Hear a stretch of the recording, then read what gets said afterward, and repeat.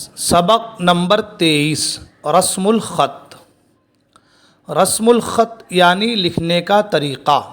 قرآن پاک میں بہت جگہ الف واو یا لکھے ہوئے ہیں مگر پڑھے نہیں جاتے، ان پر نشان بنا ہوا ہے۔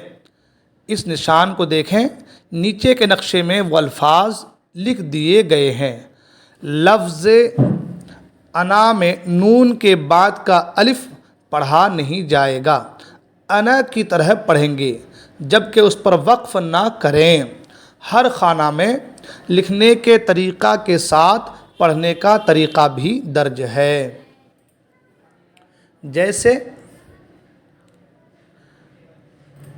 افامات افامات لَإِلَى اللَّهِ لَإِلَى اللَّهِ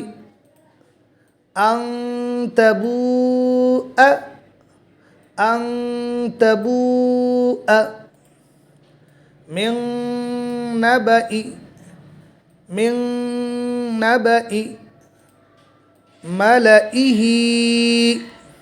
مَلَئِهِ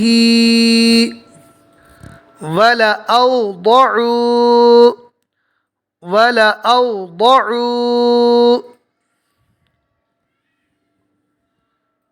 لِشَيْءٍ